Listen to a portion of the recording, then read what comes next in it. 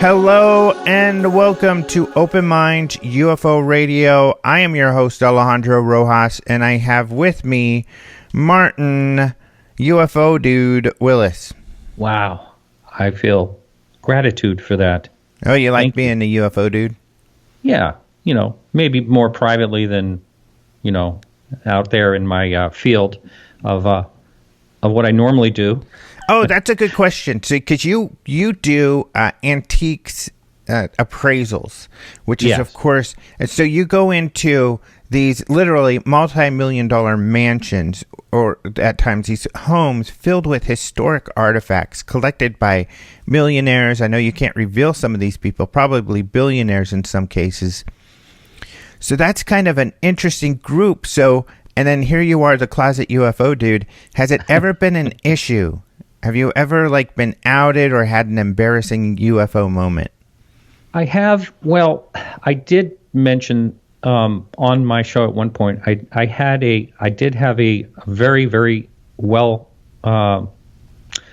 suited job. It was a part-time job with really high pay and for what I was doing, and only 3 days a week. And basically representing a major auction house. And I heard rumor after it's really the only time in my entire life that I've ever been let go of a job ever.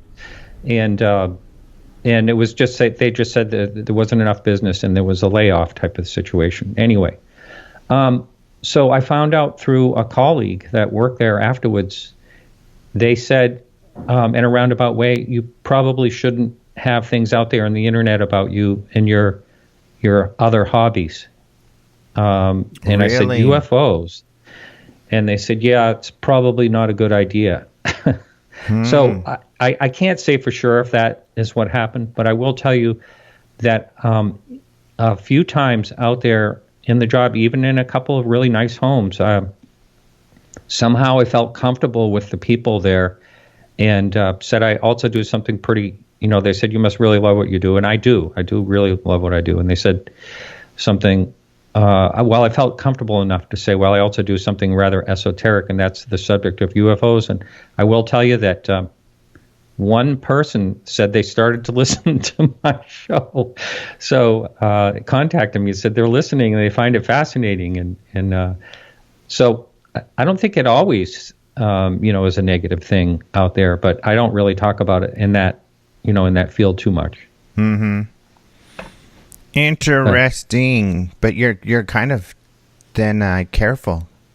You're like this double agent with a secret when you're going into these places. I know. That's Whoa. right. Well, that's cool. Yeah. Yeah, I didn't realize that so much. But, so we have a good show. I should tell you who my guest is today.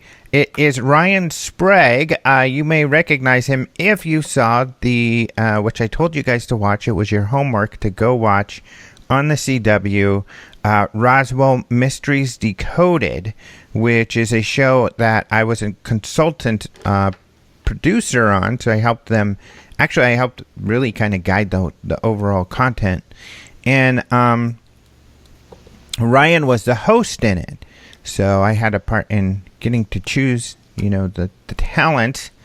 So that was really cool. So Ryan Sprague is in the show. We're going to talk about, we actually got to do a lot of catching up on some of, this is the first time we've talked after the show aired.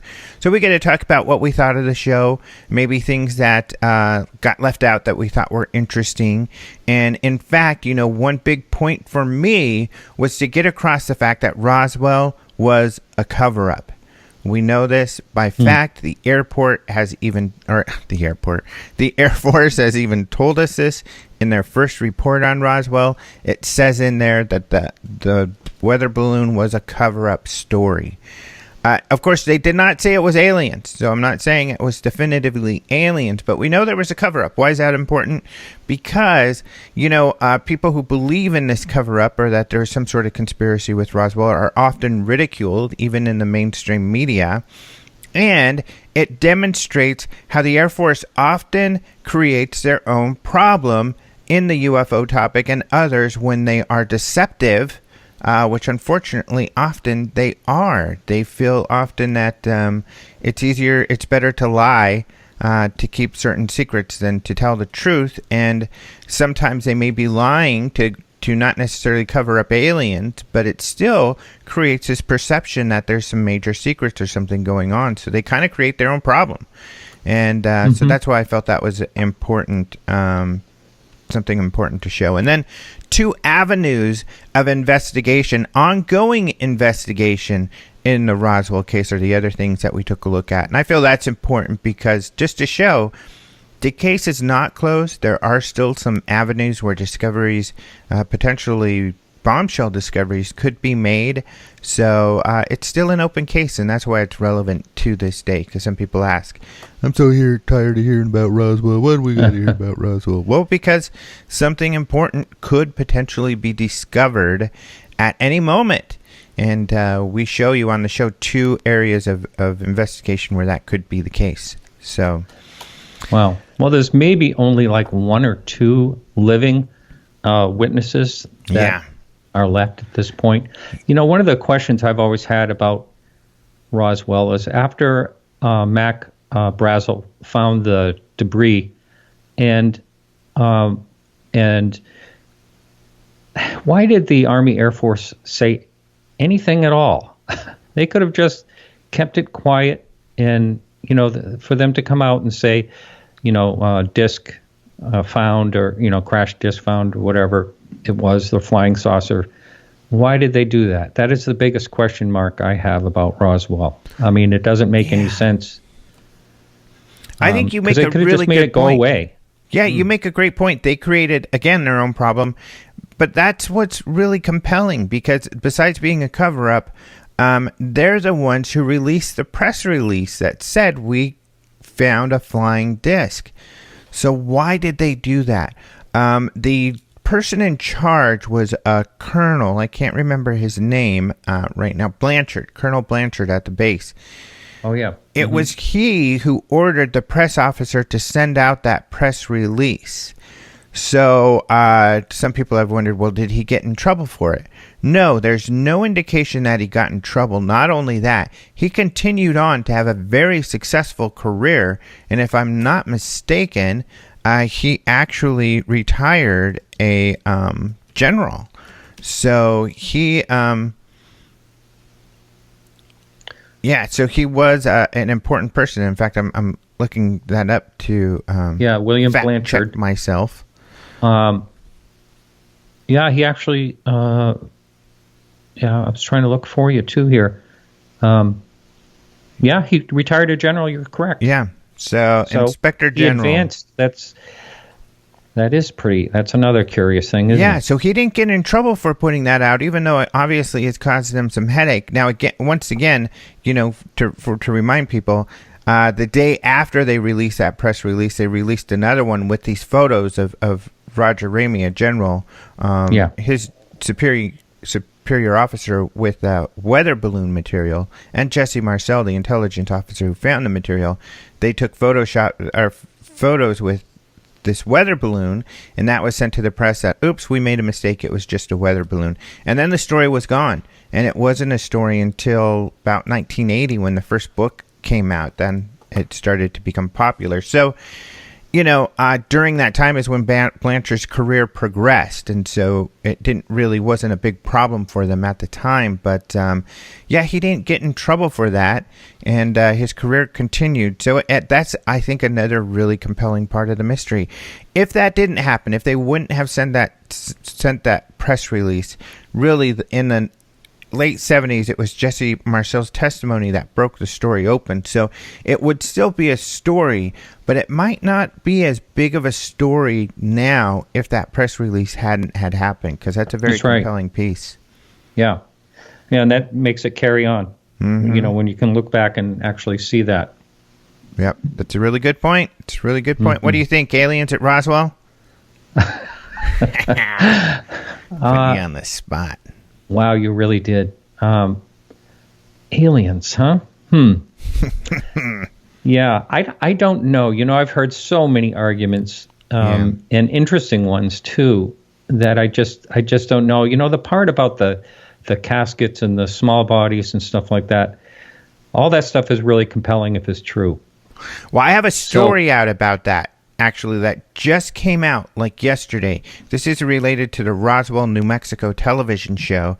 And so I wrote this for Den of Geek and saying, hey, Roswell, this new show on CW is referring to real, aspects of the real UFO incident in Roswell.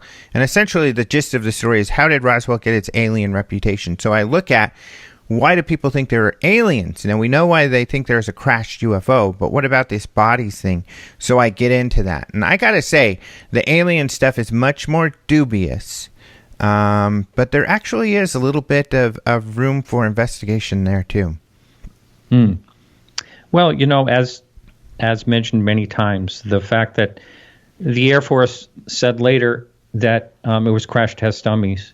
I mean, they could have just said no. They didn't have to admit anything. And, of course, the crash test dummies came out years later. They didn't even have them in 1947. And, it's just another situation where it's very obvious it's a cover-up. Mm-hmm. Yeah, of something. What? We don't know. And we may never know. I think the records could be lost and gone. We may never get official records. That's why some scientific investigation or more forensic sorts of investigation may prove to be the avenue that shows us more, and that's kind of what we're showing in the show. So, yeah, people have to check that out. But why don't we go ahead and get into UFO news for the week? What do you got for me, buddy? Well, I think this is really interesting, and this is about Harry Reid. Yes. Yeah, and the title is Harry Reid is pushing for more UFO research. This is on a website called Roll Call, and it is really interesting. So, former Senate Majority Leader Harry Reid is lobbying his former colleagues, he's retired, to do more study of unidentified flying objects. And here's a quote from him. I personally don't know if there exists little green men or other places. I kind of doubt that, but I do believe that the information we have indicates we should do a lot more study. So he also says, in another quote here, we have hundreds and hundreds of people that have seen the same thing, something in the sky, it moves a certain way. And this was from an interview on KNPR. Actually, he was calling someone right after that. He said he was going to call a member of the Senate and an hour or two after this interview, and that he wanted them to actually really, look into this. And they speculate in this article that it might be the Senate Minority Whip, Richard J. Durbin, a Democrat from Illinois, and he is the ranking member of the Defense Appropriations Subcommittee. So another quote here is, what we have found in the past is that these pilots, when they see something strange like this, they're prone not to report it for fear that the bosses will think something's wrong with them and they won't get a promotion, he said. So many times they don't say a word to anybody about these strange things. Good point, huh, isn't it? I think that is an excellent point. That's a point that I make all of the time. And, it kind of is counter to this argument of the grand conspiracy. Because what I find, and I think what many others find when they actually talk to military witnesses, is exactly what Harry Reid just said. A lot of people are too shy. They don't want to report it. And I think I've heard Mark D'Antonio uses this term. They log it and dog it, meaning, make a note, but forget about it. We won't do anything with it. And so that makes a lot of sense. Even in this Nimitz report, this one that was leaked by George Knapp, that was written by the military for the military, they talk about the extreme ridicule these pilots faced when they landed back aboard the Nimitz aircraft carrier after essentially chasing a UFO. I think it's, this immature kind of macho thing that guys do. I mean, you're not going to see people tease each other more than in police stations, fire stations, in the military. And I think it's kind of like a bonding thing for guys, but it gets to the point where when people are uncomfortable with stuff, they just kind of make fun of it as opposed to taking it seriously. And so you can see some people were very upset. Some of the pilots even, from the ridicule they faced in the Nimitz thing. And so that's an example of, I don't want to face that kind of ridicule. I'm not saying anything. And I think that's what happens so much, which hampers this information gathering and then limits the amount of information the government may have then if they're not really getting good reporting. Right. So yeah, you're right. Very interesting. I listened recently to another David Fravers interview on a fighter's what's it called? I'm trying to remember the name of the podcast. Blog. Yeah, Fighter Pilot's podcast. Mm-hmm. And so he was in a whole different forum talking about this sighting. He was talking to another a pilot, and that was totally skeptical of UFOs, and it made for a very good interview. It was really interesting to listen to. Mm-hmm. And he did talk a little bit about, more or less a locker room talk about it afterwards. But how many times he was contacted, and then he, the more recent contact that he has had, and since that article came out, in December of last year, he has been contacted by everyone around the world. It's pretty crazy. His mailbox is full all the time, and people call all the time, and so a lot's changed for him. Yeah. Wow. Yeah.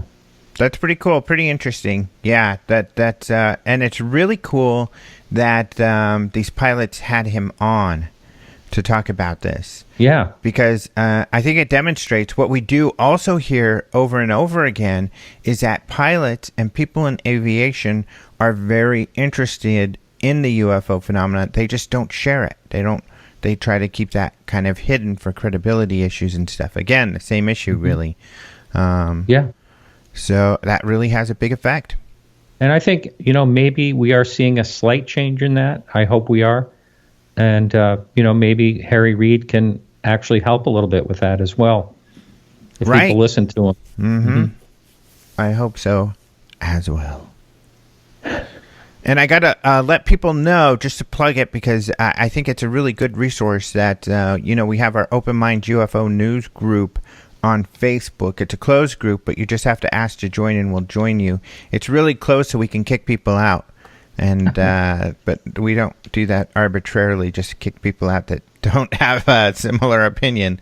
It's just people who are being mean, That's not conducive to a good conversation. We just want to keep conversation flowing, and more than welcome. And there's a lot of debate that goes on, including people who have different views than I do. But, as long as we can debate civilly, whatever your view is, it's fair to have an opinion and to be respected for that.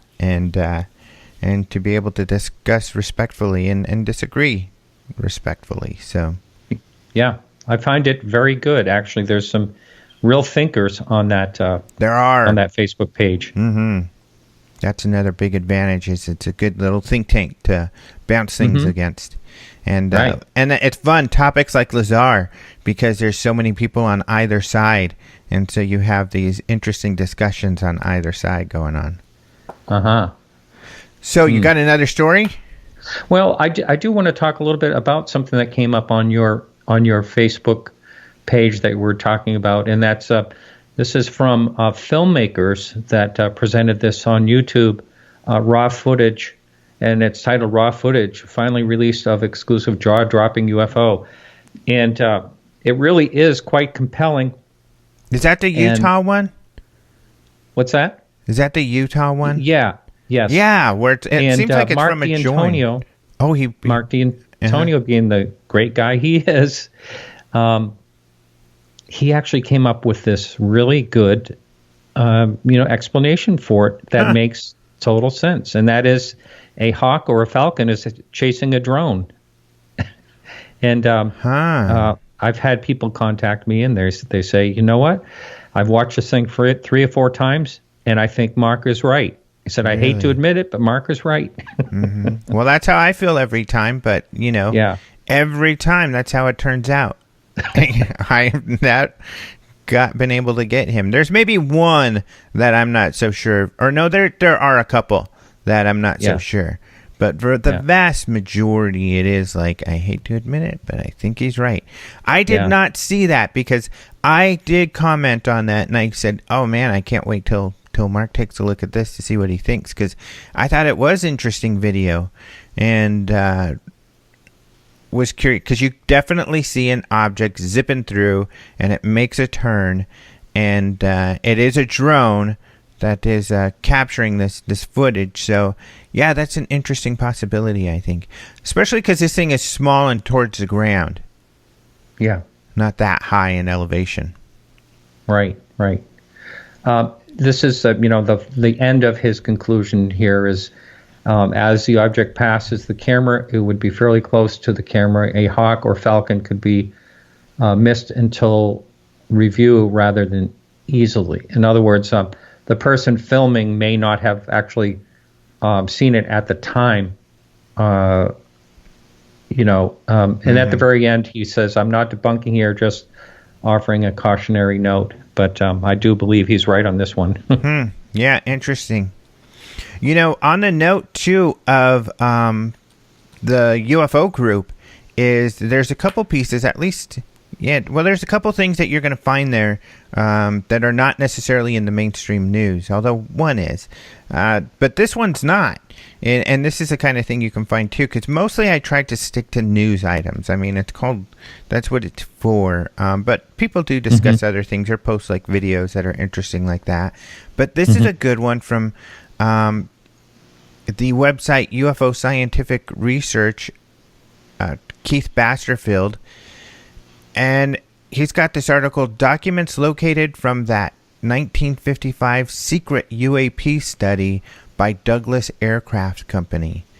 So this is very interesting. A UFO investigation that was conducted by Douglas Aircraft Company, and he's got a story on that with all the documents linked in there and shown for you. So, yeah, this is really interesting. I haven't had a chance to go through it, but I know he's a great researcher, and so that's something you can find on there. And you can also find, I'm looking here through it, the discussion where Larry King had Bob Lazar and Jeremy Corbell on recently. So Larry King, you may not be aware, is still doing a show. I don't know if it's just YouTube-based or what.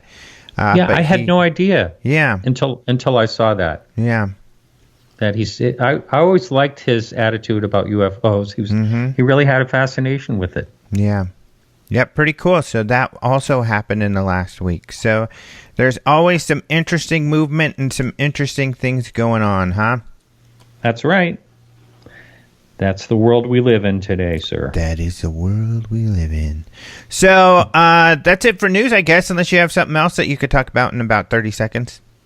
Nothing that I can think of. I did watch the movie that you have that you're talking about here, the Roswell. What is it called? Decoded. Yeah, Mysteries Decoded. Mysteries Decoded, and I thought it was pretty well done. It was very interesting, and cool. I found out some things by watching it that I had not known before. So it's definitely worth watching. Good. If you haven't watched it yet. That is good to know that you learned something you didn't know, because that's the whole point. Education. Well, thank you so much for joining us, Martin. You're welcome as always, sir. Let's go ahead and take a short break, and we'll be right back with our guest, Ryan Sprague.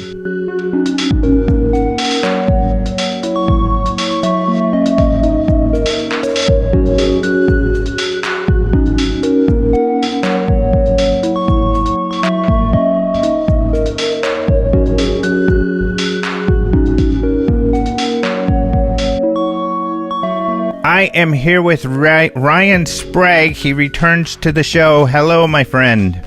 Alejandro, how's it going, man? It's going well. So we've actually been, because this is our first time being able to talk post show from the Roswell Mysteries Decoded. And so we just spent like 40 minutes. Yes, I know. I know we should have been recording, but no. We'll leave that for the Patreon. How's that sound? Yeah. Although some of that conversation was off the books, off the records. Exactly. Yes, as it often is. But no, it's been a whirlwind of a week. I can tell you that much, and I'm sure we will. We'll get into that for sure. Yeah, for sure. So, I guess first off, what's your overall impression? Are you satisfied with the show? I'm very, very satisfied. I mean, going into the project, which I have to tell your listeners was almost primarily due in part to you. You reached out to me and said you had this amazing opportunity to work with, a television network on something, and I'm always willing to do whatever I can to represent the UFO topic in a legitimate fashion and get it out to the mainstream. So I was super excited about it. Roswell is that case, that carrot in front of us that always dangles, and I was ready to start running after it. I never thought I'd have that opportunity to really, really investigate Roswell. I thought I'd always be on the sidelines, armchair research doing it. So I was very excited when the opportunity came. We did it. We did the investigation. It aired this past week, and I'm extremely happy with it. No matter what other people might think, like, this was a solid investigation. We didn't really know what we were getting into, as many UFO researchers don't when they start looking at Roswell, and it was a wild ride, and I think we're only starting. Yeah, I hope so. And I think it's important for people to know, too, not to make excuses for the show, because I think it doesn't even show, actually, is that there was an extremely short timeline that they had to shoot this. So it was only like a month or two. In fact, when did you do the bulk of the shooting? So we did the bulk of the shooting probably about a month ago. I'm not going to lie. And it's already out. That's crazy. It's insane. Some television projects you will last forever and you think it's never going to come out, or you wait to hear from someone and 3, 4, 5 years pass. This was lightning round UFO television. It was a marathon, man. I'm not going to lie. There were times where I never thought we were going to get it done, and that's not in part to the production company or the network. It was just, how do you investigate Roswell, a 72-year-old case that has mystified people for so long?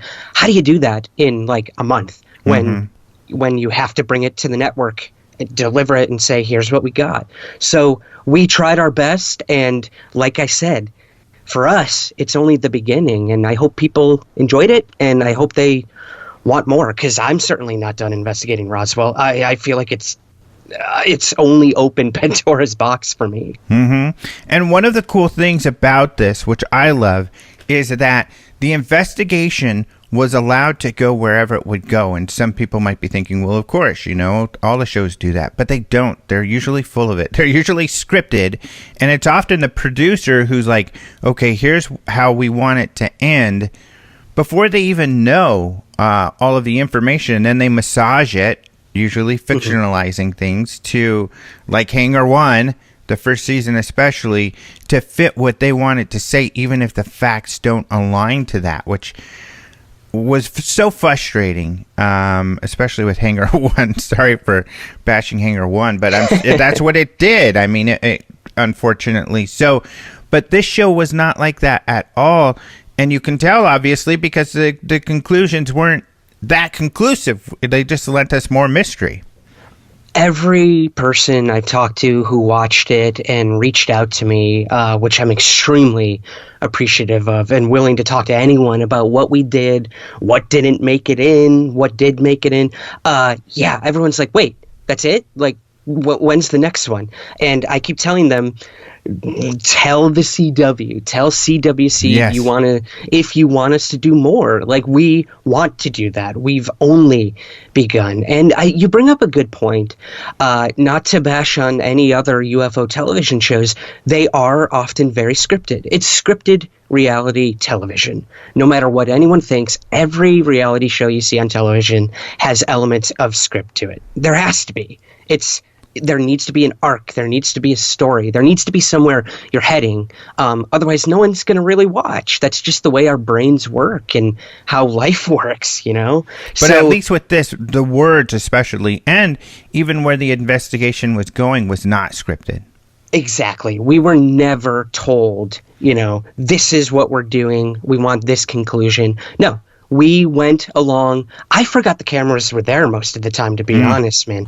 I mean, so in terms of that, yes, we knew we were going to be talking to certain people. Like, that's just the way it is. You need to schedule things. You need to negotiate with people about what they want to talk about, what they don't want to talk about. And sometimes that changes even when you start filming. We had some revelations that we weren't planning on covering that happened while filming. And again, I have to point out Morningstar Entertainment, who produced this show. They were amazing and gave us so much space to explore and do what we do best, and that's investigate. And they kind of just stepped back and let the cameras roll and see what come out of it. Mm-hmm. Now, when I first, because I'm a consulting producer for the show, so essentially I got to direct the original investigation, and there were 3 elements I wanted to demonstrate. Prove this was a cover-up, but also look at 2 areas where there is ongoing investigation to show why Roswell is relevant. Why? Because some people are like, it's so old, why do we keep talking about it? Well, there's still investigation that can be done. So we look at these potential metals, and I think that's a great part of the show. Now they're educated about how there could be scraps out there that might be analyzed and prove that, there was something mysterious out there. And then that photo analysis. Some people are aware that General Ramey, the general ahead of essentially the Roswell Army Air Force Base in Fort Worth, Texas, they took some press photos with the weather balloon, which was not what they found in the desert, but they were saying it was. Mm-hmm. And he's holding this memo. And I think that over time, the more we examine that memo, it might be, at least even the show got into, there's some weird stuff in there. So it's another avenue of investigation that hopefully will bear some fruit in the future. I think so. I mean, in terms of the memo, the Ramey memo, we're definitely not done with that. We're definitely not done with these materials that Frank has brought to us. We still have tests that need to be done. For anyone who may have not seen the show, you can still see it right now. It's streaming for free on the CWC, shameless plug. But that being said, we're not done. And that's all I can tell people is there's so much to still be tested. We want to go back to the site with Frank. And if people don't know sort of how that all came about, Frank is a geologist in Roswell. He was able to sort of triangulate where he claims the actual Roswell crash site is. And that's a big part of our show, too. There's so much contention where the actual thing happened. I mean, there's 50 different places where people claim this happened.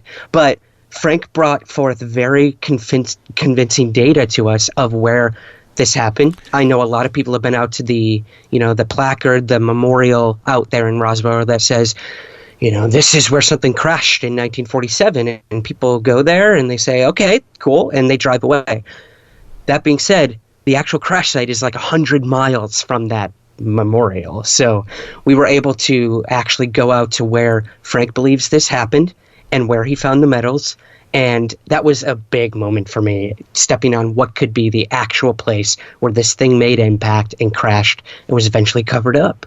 Mm-hmm. So there, I mean, and that there's a scene where you all are in Frank's lab, and he's using, I don't even understand the technology. That blew my mind. He's using some kind of thing that can demonstrate what water will do.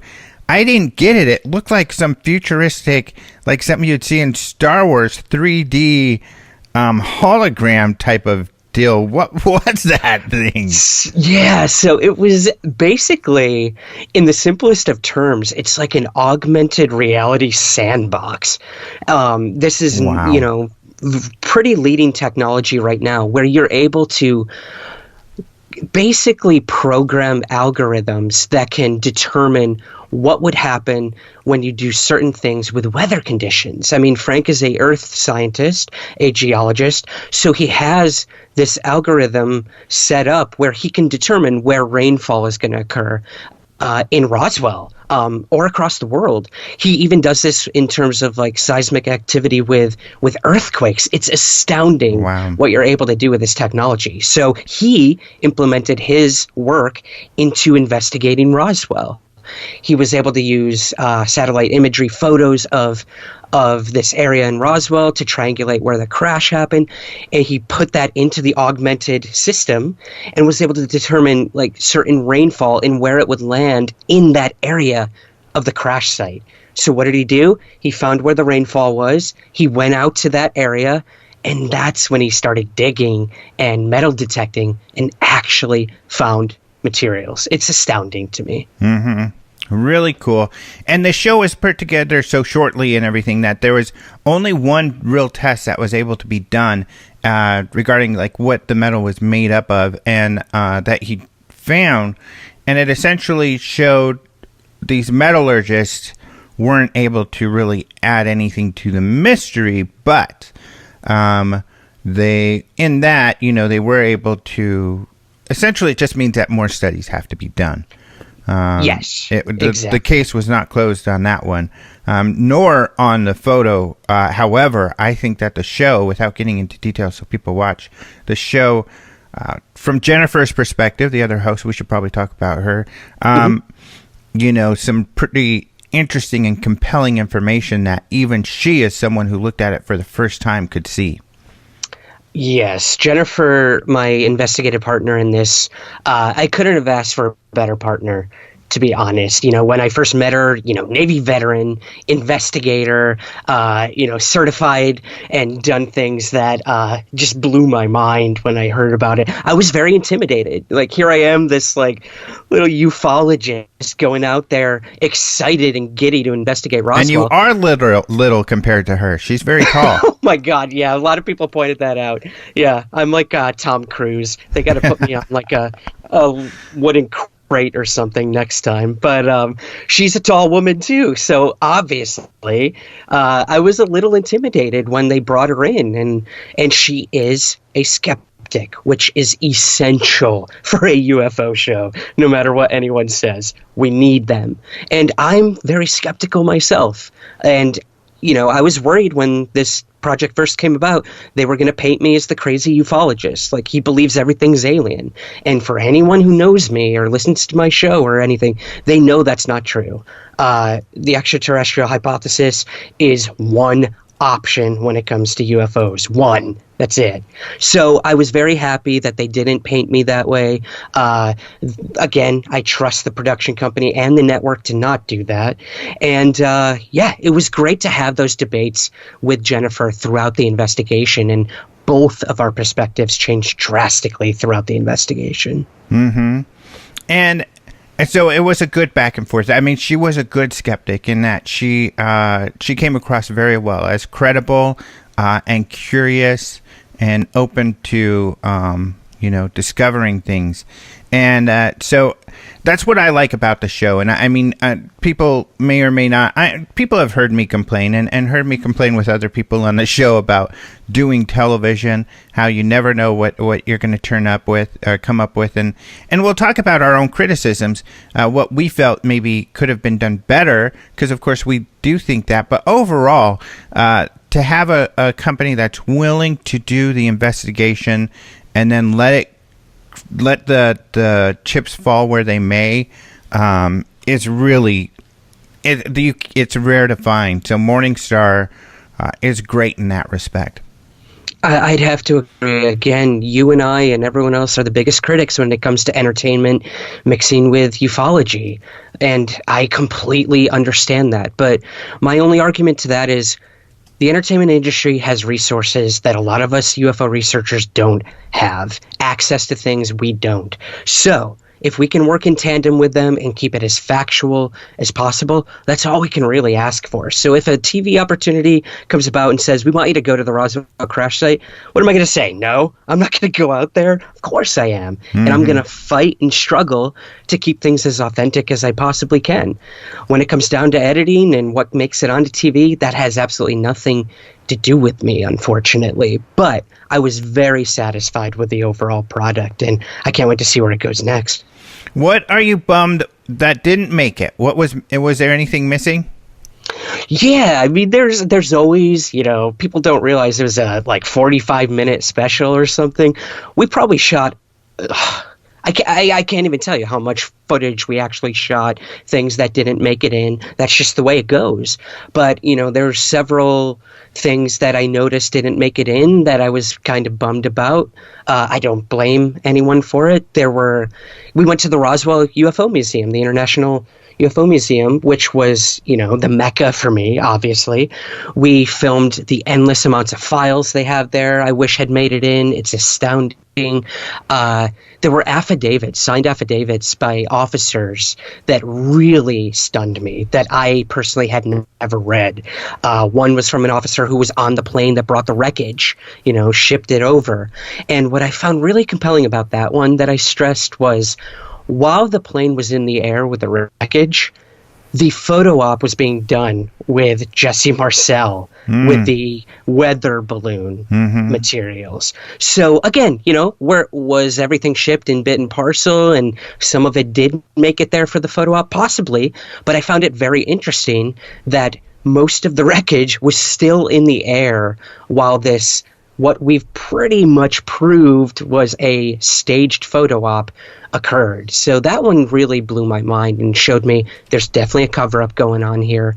And that's not surprising, and it's frustrating because we know that happened. Like, if you read Ruppelt's book, the 1952 incident in Washington, D.C., where famously General Sanford came out and gave his analysis of what happened, he made that announcement without even asking the status of the investigation.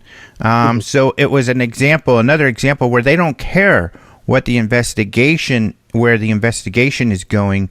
They want to tell the public how to feel about this regardless, which is frustrating, which demonstrates deception. It's deception, and it's the Condon Committee, and it's the Robertson panel, and this was kind of an earlier inception of that, and the cover-up is there, and it's vast, and it's big, and we talked to Barbara at the Roswell Daily Record, the current owner, and I was bummed because we interviewed her. Members of her family were in the military, said they were involved with this, were part of recovery teams, and they were never told what they were cleaning up, just to clean it up, which is very interesting.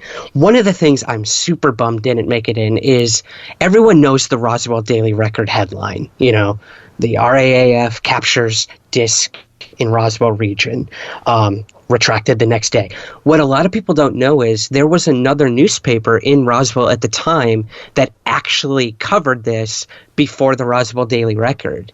So while the Roswell Daily Record headline was given to them by the military, we've learned, and then retracted the next day, there were other newspapers covering the Roswell event. It wasn't just the Roswell Daily Record. So that blew my mind too. Yeah, it is interesting. There were papers out there, yeah. That is funny. So, that is unfortunate it didn't make it in. And there were other things. So, for instance, the cover-up. I did a little YouTube live the day after the show aired, just so I could solidify our point. Because what I meant by proving this is a cover-up, and why I love to do that is to justify people's suspicions, because there was a cover-up. So, and we can't, the Air Force in that sense kind of created their own problem. How do we know this? If you go to the Roswell report, the Air Force came out with a report about Roswell. By the way, it's a ridiculous investigation. I'm even skeptic. I'm not one who's like a big Roswell believer. I don't know what happened out there, but this investigation was a joke. They didn't even talk to primary witnesses, but they did talk to this scientist with Project Mogul who said, yeah, it probably was a Project Mogul weather balloon device. But he said what's in those photos that the general is holding is a common weather balloon. That's not Project Mogul. And he said it looked like General Ramey came up with a cover story. And then the report goes on to say that it does look like General Ramey for some reason. It essentially said we don't know why Ramey created a cover story for Mogul. So right there, it shows that it was a cover-up. And then we have DuBose, because you talked about affidavits, and he's got an affidavit out and a video where he talks about this.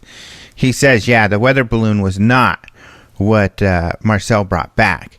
No. So there was a cover-up. He says, I don't know what they brought back, but so that's the other aspect that I think is important. It's a genuine cover-up.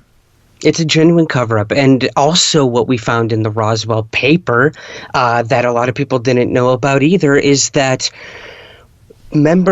superiors in Roswell flew directly to the White House to meet with Truman the day after the military recovered these things. So why? It was a little blurb in the newspaper, like 3 or 4 sentences, superiors go to meet with Truman. So clearly, whatever crashed out there was not just a weather balloon. Am I saying it was an alien craft? No, I'm not. I'm saying whatever it was highly classified. They struggled to really contain this story from the very beginning. And I think, we sort of definitively proved that the cover-up has lasted for this long. Mogul is ridiculous. It's absolutely ridiculous. I even bring up, that did not make it into the show as well, that the person who made the manual for Project Mogul was mad that they used his manual as a reason for a UFO story. So even the person who wrote the manual on Mogul says, no, that is not what it was. And that was brought up to me by James Clarkson. Really? So I have him to thank for that as well. I did not know that. Yeah. So I think he passed away a couple years ago. We wanted to try to get him until we did some digging and found out he had passed away, which is very unfortunate. But that's the problem with Roswell. Anyone directly involved, even with the cover-up aspect or investigating the cover-up, they're gone at this point, which is very frustrating. The show made it seem as though you do believe that Roswell was most likely an alien spacecraft, but you weren't alone. I mean, Frank Kimbler with the medals, he believed that. Barbara Bush, I think, essentially believes that. Is that true? Do you think that's probably what it was? Oh, man. This is my problem when it comes to preconceived notions before an investigation. Mm-hmm. For a really long time, yes, I wanted, as the X-Files tells us, to believe that this could be alien. And I'm still very, very open to that possibility, especially when it comes to the bodies aspect to all this, which we briefly touch on in the special, but want to go much further into. Jennifer brought up a good point in our special, too, is you can't let your belief cloud your judgment when it comes to the investigation. And that's what you're taught when you become an investigator. So I learned a lot going into this, that whatever I believed prior had absolutely nothing to do with what we were doing in that moment. You go where the evidence leads you, and that's what we did. And that's why in this special, we didn't conclude that it was aliens. Is it? Possibly. We're not done. We're simply not done. We have so many people we still want to talk to, and we want to get back out there to the crash site for sure. All right. Well, we've got to go to break. We'll be right back. For those of you listening on the podcast, you'll hear a short musical interlude. For the rest of you, you'll hear a commercial break. And we'll be back with Ryan Sprague, one of the hosts of Roswell Mysteries Decoded. Be right back.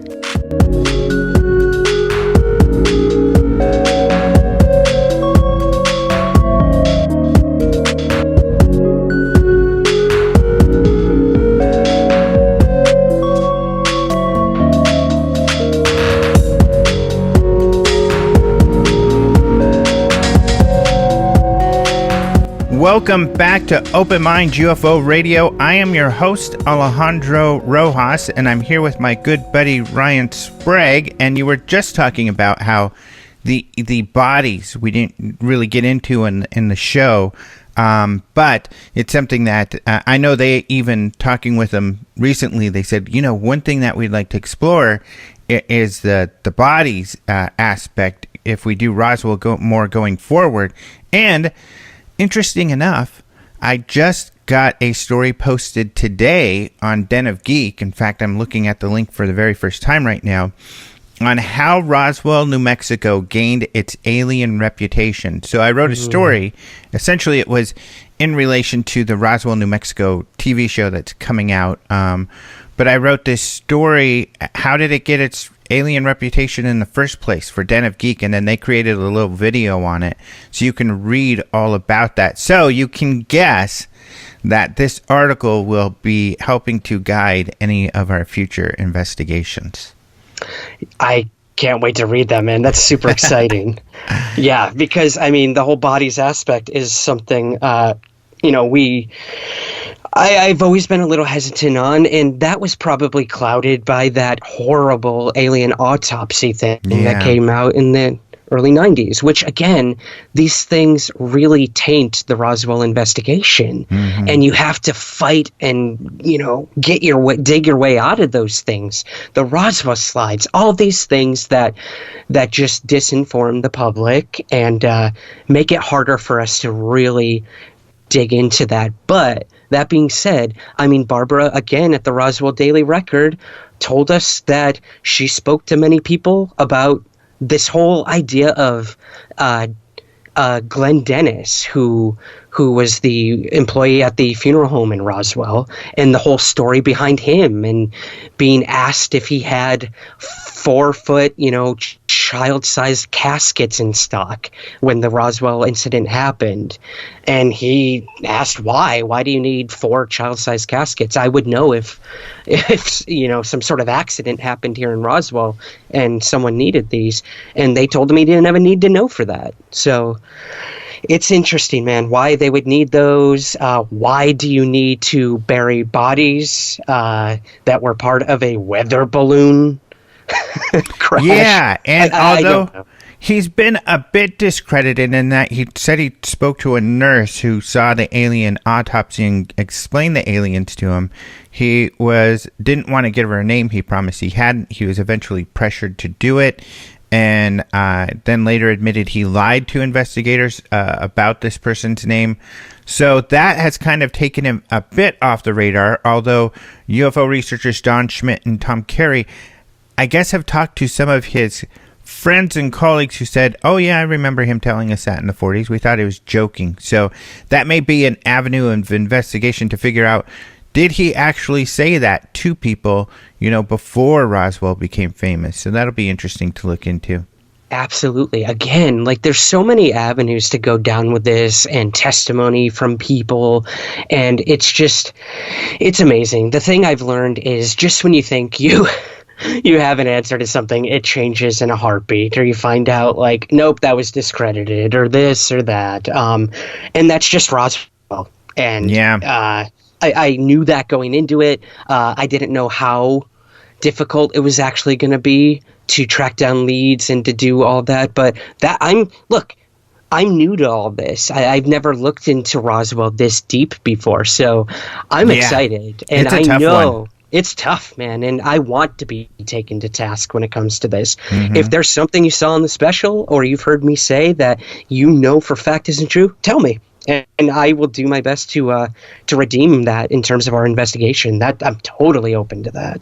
Yeah, I'm still on the fence with Roswell, which is saying a good thing. I haven't closed the book in that I don't know what it was out there. In fact, I'm still open to the potential that it was mogul, but because I think there's some information out there that shows that that's possible, but I don't know. It's really hard. It's a genuine mystery, and it was a real cover-up. Speaking of feedback, though, how has the feedback been? Has it been positive? And if you had any negative feedback, what was that? Yeah, I mean, overall, the response has been extremely positive, and I'm very happy about that. Again, what I try to stress to people is this is new territory for the CW network, who is airing the show and supported our entire endeavor. Their audience is very young, first of all, and we had to keep that in mind when going into this. For some people, this is a new case to them, for a new generation. They knew nothing about Roswell before this. So some of the negative feedback, I would say, is, we knew all this already. Like, there's nothing new. I completely understand that. If you're a veteran researcher or you've read books on Roswell, yeah, we had to introduce people to this case before we really started digging into our own personal investigation. So the only negative feedback I've really gotten is there was too much history about Roswell. Well, I personally think that's essential before you move forward with the investigation. There were a few other comments I saw that people reached out to me and said, "Oh, your scientific investigation of the metals wasn't done properly, or this or that." And all I could tell them is, look, when it comes to science, budget has a lot to do with that, and that goes for the scientists as well. You're under budgetary constraints when it comes to how much you can actually do with a scientific investigation and access. Yeah, we were even lucky, Alejandro. I'm sorry to jump on you. No. We were lucky to even get a lab to look at possible UFO materials. Mm-hmm. You know how hard it is to go to a lab and say, "We think we have crash materials from a UFO." Nobody wants to be involved with that. Mm-hmm. We went to so many labs who said, "Sorry, we don't do that. We don't do that. We don't do that." We were able to get one of the most prominent labs in Los Angeles who work with extremely prominent aerospace people who I won't name, but I'm sure that's pretty obvious. And to get them to do this. And that was a hard negotiation to do. I can't tell you how hard it actually was to get them to do this, but they did it.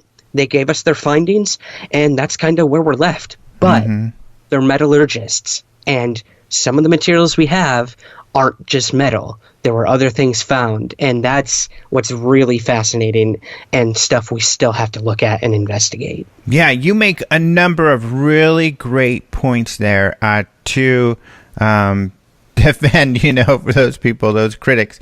Because granted, the critics are absolutely correct. The only new thing, that this show added to the investigation was another analysis of Frank's material.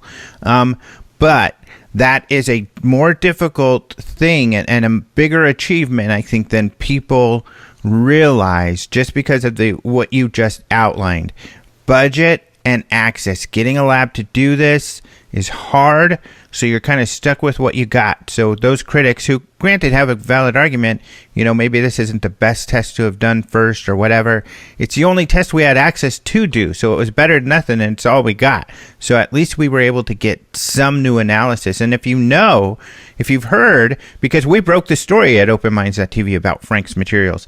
Right. And if you've listened to our many interviews with him, it's really, really hard to get this analysis done. So I think it's really cool that we got that done.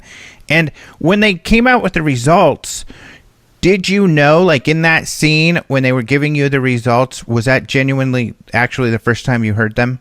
Yes. It seemed like it too. It didn't seem, I know that, I think it'd be hard for you to act The kind of that's the good thing about this entire project is I was never told I was told where we were going, who we were going to talk to, sort of like what we wanted to get out of that part of the investigation. But no, I had no idea what the results were going to be, and they wanted my initial reaction to that. And of course I was bummed. Like, I wanted something.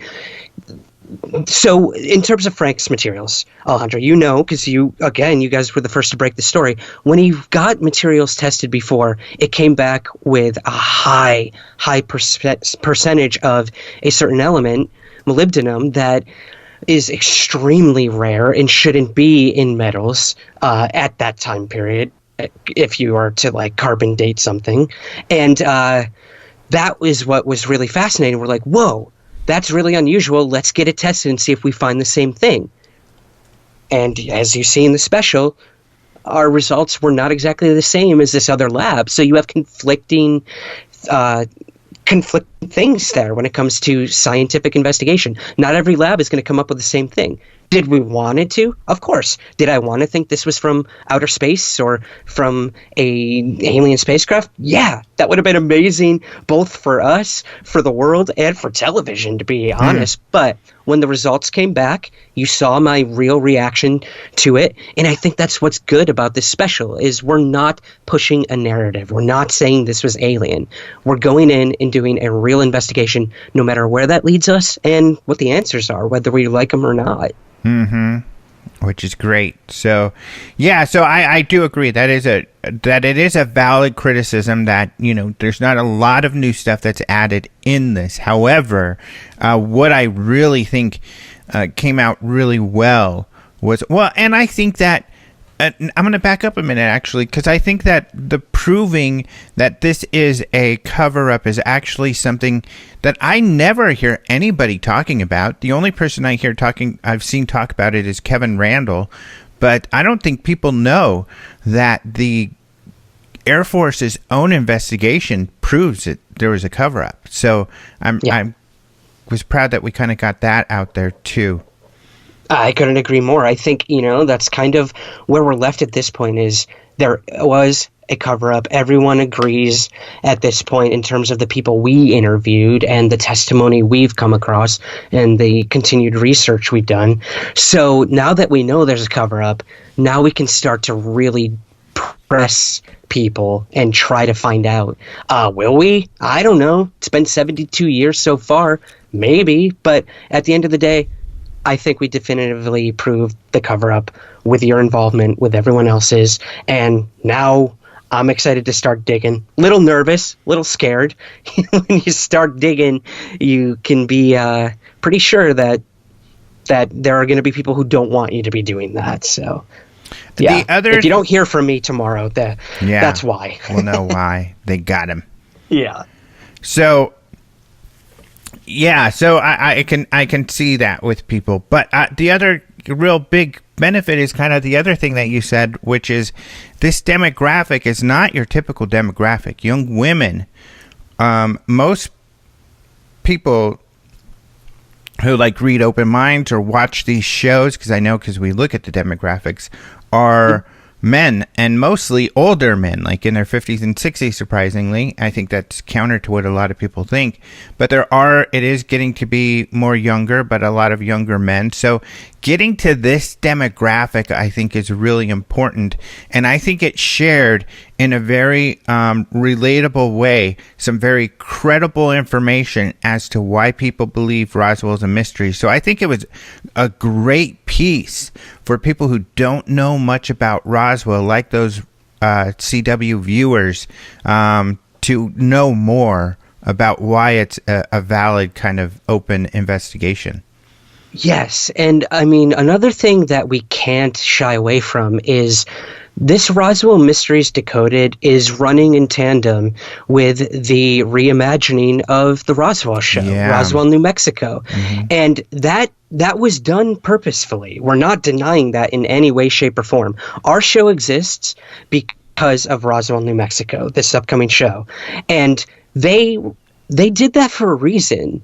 And they wanted people to learn the real story about Roswell before they go watch a dramatized fictional version of it, which I think is very responsible. Not only that, I mean, there was a press event for Roswell, New Mexico a few days ago here in Los Angeles, and they invited me to come and do a presentation on Roswell before the cast came up and talked about their experiences on set and to, publicize their show. And I thought that was great that the CW network, is awesome.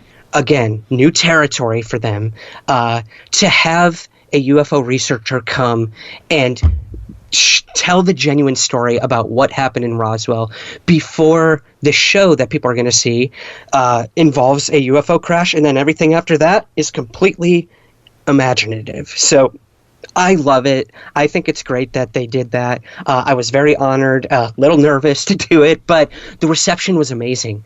I had so many press people come up to me after and be like, whoa, that was so cool. Like, I'm going to go look into Roswell now. And that's all we could ask for at this point. Mm-hmm. Yeah. Yep. I agree. So one of the things that happened in the show also is that you shared a personal UFO sighting. Yes. Sounds like a pretty cool one, too. Yeah, I guess you could say that. I was terrified, but really? No, it was yeah, it was Did you share it?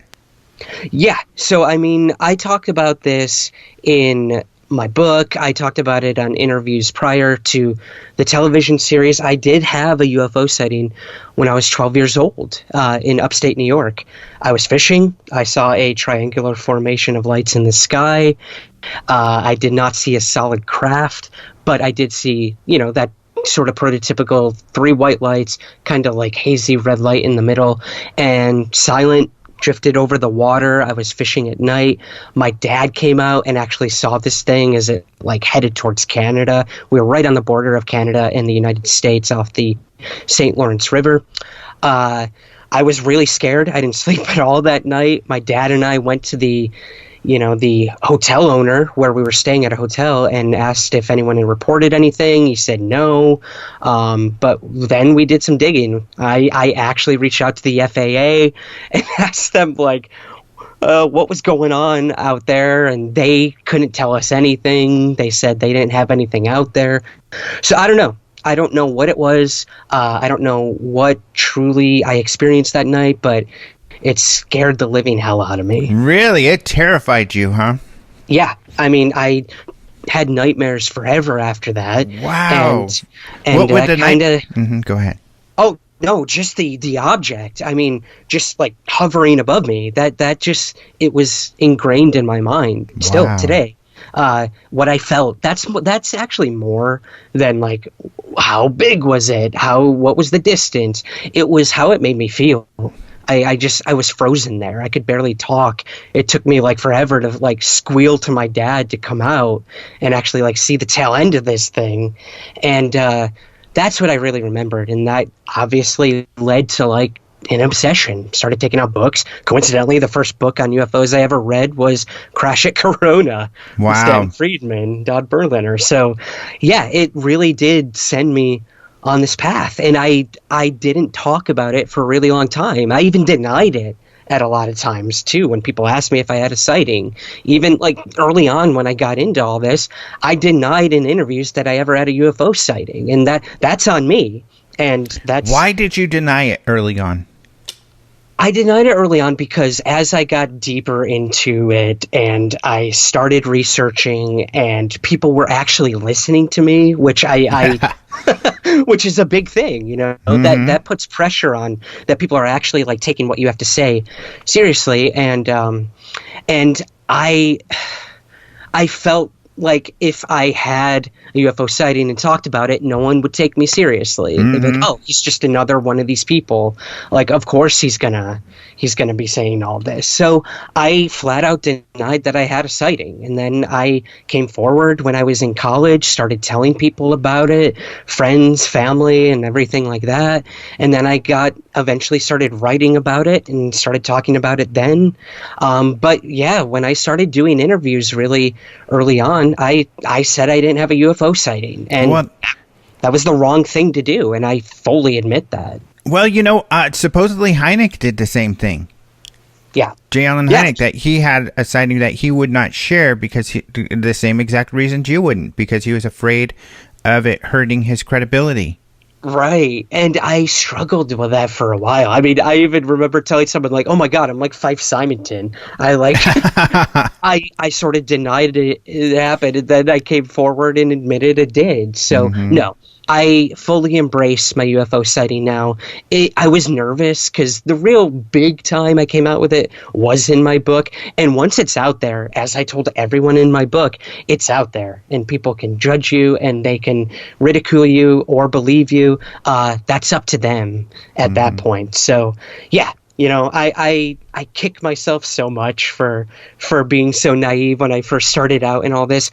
But if I'm going to ask people to come forward and trust them to tell their UFO story, I have to do the same, or else I'm just like everyone else. So, see, yeah. I love it. I think it's interesting because it shows there's a number of reasons, why not to share this sort of thing. And a lot of people feel similar. And so it's interesting to understand, what influenced people, and to know that, there are tons of people. There are probably, you and I probably have quite a few listeners who are the type of people who don't share their sightings with their loved ones or people at work or people they know because they're embarrassed to. And maybe they don't even share that they listen to UFO podcasts and stuff. I mean, that happens. It does. And, just the UFO topic in general, I mean, I can't tell you how many second dates I lost because I brought up I was a UFO researcher. Really? Let alone bringing up that I had my own UFO sighting. I can't even imagine at that point. But, yeah, that's funny because I think that happened to me too. But luckily, I was able to date inside the UFO community a bit, but I think that happened, although I was always hesitant to say that had to be it because it could have been something else, and I always felt I'm just making excuses. But exactly. No. But that's hilarious. I feel like the more confident you are and the more you embrace something, I think most human beings can relate to that, and that's what they want. So, yeah, I'm loud and proud now, man. Like, my sighting changed my life, and it's led me on the path I am today. And what it was, I may never know, but that's part of this whole journey. We may never know, but I like the journey more than whatever the destination might be. I can tell you that much. I guess we'll end on something personal, like, of course, because my girlfriend, my lifetime partner, is into this. She owns the freaking UFO Congress. But what about the current love of your life, who I know you're deeply in love with, and she's good with all this stuff? Yes, I was very fortunate when we first started talking. Again, I was out and proud at that point, so I just told her flat out. I'm like, I'm a UFO researcher.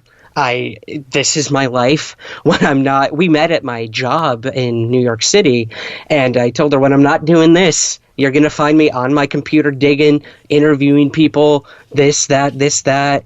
And the first thing she said after I told her was, what's up with UFOs and nuclear military bases? And right there, man, I knew I was in. That was that moment. And we had, birds chirping, Hall & Oates playing in the background. It was great. That's sweet. That's so funny. That's awesome.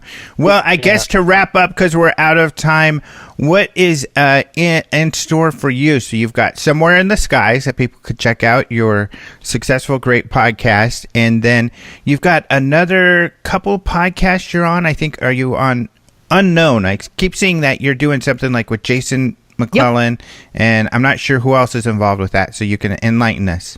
Oh, sure. Yeah. When I'm not doing Somewhere in the Skies, I hop over onto Unknown with Jason McClellan, Maureen Ellsbury, and Shane Hurd whenever possible. I love Shane. He lives out here, too. He's incredible. I just had him on my show a couple weeks ago, and he is a MUFON field investigator, and he brought up some really compelling cases that I'd never heard of. And so I definitely suggest people check that out. Check out his work as well. We love it. It's like a little family over there of weirdos, and we just talk about strange stuff, mostly UFOs. So, yeah, when I'm not doing Somewhere in the Skies, I can be found over at rogueplanet.tv. Other than that, man, I'm looking forward to seeing you at Alien Con in Los Angeles. That's going to be fun, and I'm going to actually work on... I haven't sent the email yet, but I talked to Morningstar about it. Work on doing a panel. We should, since we're both going to be speakers at Alien Con in Los Angeles, and of course lots of the people we worked with on the show are in Los Angeles, hopefully we could do a panel. That would be amazing. Yeah, for the show. That'd be cool. Work side by side with our Ancient Aliens buddies and Project Blue Book.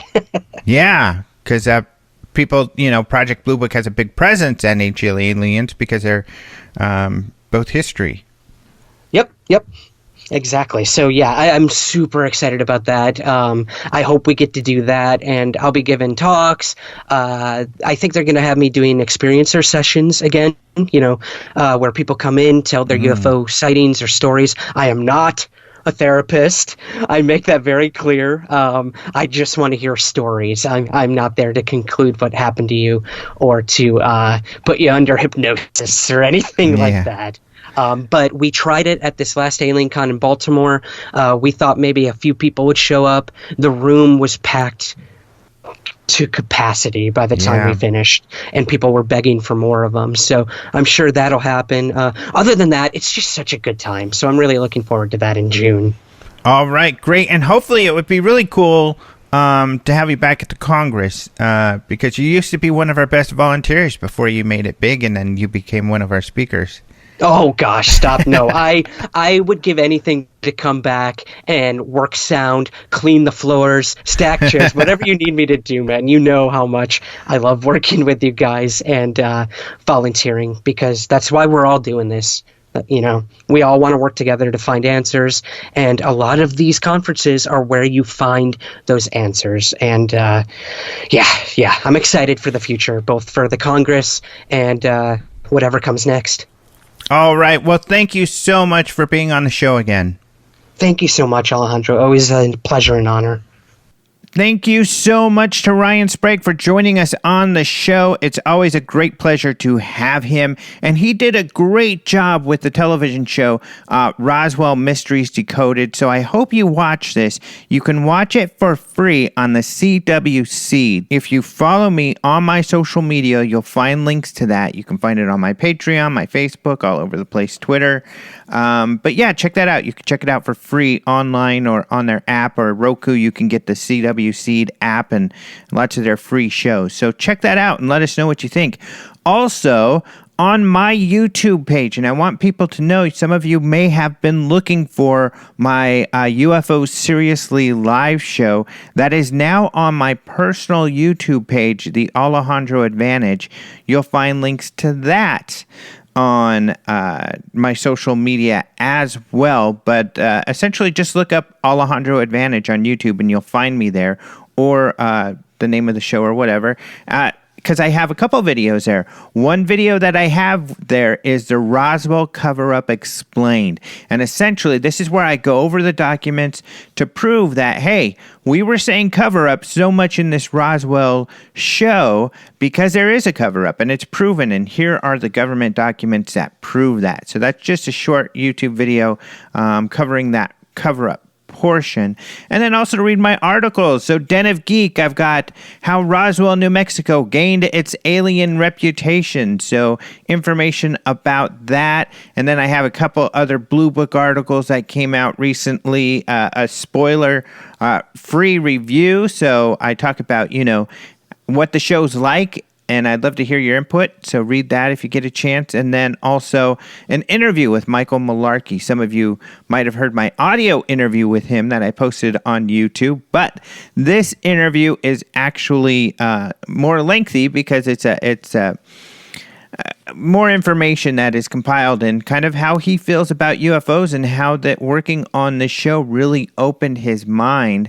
He is a character, by the way, that plays Captain Quinn, the Air Force guy, on History's Project Blue Book. So, yeah, check some of that out. As far as the UFO Congress goes, we're getting new products on the store all the time. We just got a new batch of those levitating UFOs, so a lot of people like to see that in the background on my YouTube live shows.